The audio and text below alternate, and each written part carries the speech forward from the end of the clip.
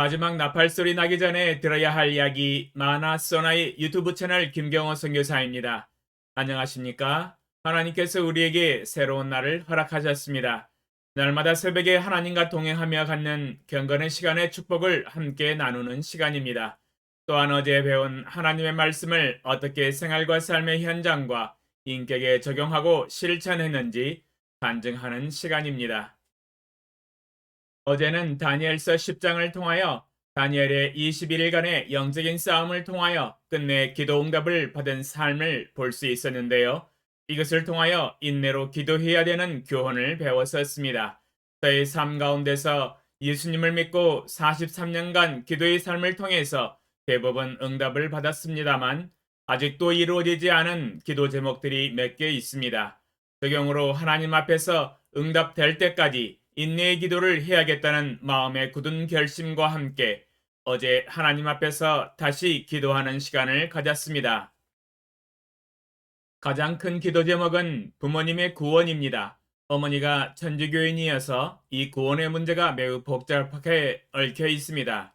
43년간 어머니와 논쟁을 벌리다 아직까지 어머니를 하나님의 말씀으로 꺾지를 못했습니다. 아직 끝나지 않은 교리 전쟁입니다.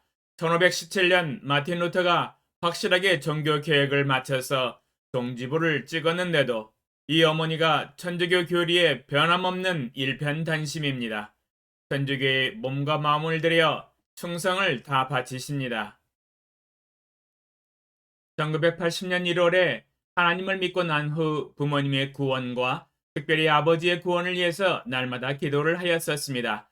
아버지가 저에게 예수님을 믿는다고 핍박을 하셨기 때문에 마음이 강팍하셨습니다. 그러나 인내를 가지고 계속 하나님께 기도를 하였었습니다. 기도를 시작한 지 10년 만에 응답이 되었습니다. 제가 군대 복무 중이었습니다. 1989년 어느 날 아버지에게 전화를 집으로 드렸었는데 아버지가 오늘부터 새벽에 어머니 따라서 천주교 미사를 보러 갔다 하시는 겁니다.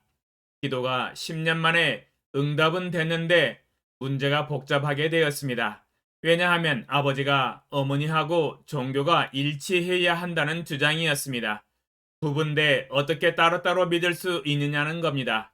어머니 따라서 천주교로 가버렸습니다.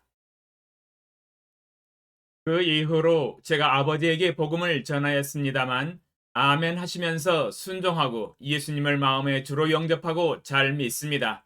그러나 몸은 천주교에 담고 있고 천주교 교리들도 믿고 따르기 때문에 짬뽕이 되어버렸습니다.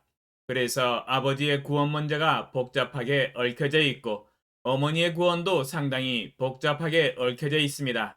그러므로 부모님의 구원 문제가 시원하게 해결이 되지 않고 지금까지 43년간 계속 기도를 해오고 있습니다. 부모님의 구원 문제가 사탄과의 영적인 싸움이라서 계속 하나님께 기도로 부르짖으려고 하고 있습니다. 응답될 때까지입니다. 지금 43년째 하고 있습니다. 그러면 오늘 새벽에 하나님과 동행하며 가졌던 경건의 시간의 교훈과 축복과 적용사항을 함께 나누겠습니다.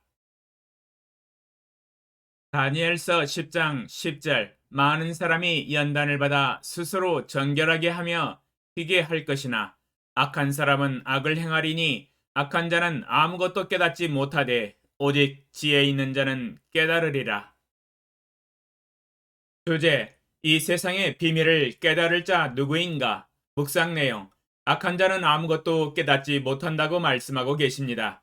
오직 지혜 있는 자만이 깨달을 수 있을 것이라고 말씀하고 계십니다. 이 세상은 열방 모든 민족 70억의 영혼들에게 오픈되어 있습니다. 모든 사람들이 날마다 보고 듣고 생각하면서 살고 있습니다. 그러나 보이는 것만 유일한 것이 아닙니다. 보이지 아니한 것들이 많이 있으며 또한 이 세상이 비밀들로 쌓여져 있다는 것입니다. 왜냐하면 태어날 때부터 모든 비밀을 알고 태어나는 것이 아니기 때문입니다. 성장하면서 부모로부터 배우며 또한 학교에서 스승으로부터 배웁니다.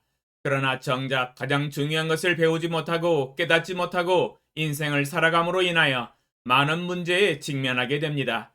이러한 수많은 문제들은 인생을 피곤하게 하고 고생하게 합니다. 골로새서 1장 26절로 27절 이 비밀은 만세와 만대로부터 감추어졌던 것인데 이제는 그의 성도들에게 나타났고 하나님이 그들로 하여금 이 비밀의 영광이 이방인 가운데 얼마나 풍성한지를 알게 하려 하심이라. 이 비밀은 너희 안에 계신 그리스도시니 곧 영광의 소망이니라.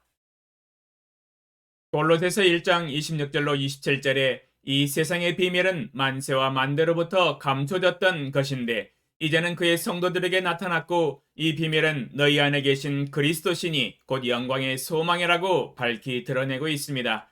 비밀이 이제는 비밀이 아닙니다. 비밀이 공개된 것입니다. 이 비밀은 예수 그리스도라고 말씀하고 계십니다. 그러나 문제는 악한 자에게는 여전히 이 비밀이 아직도 비밀이라는 것입니다.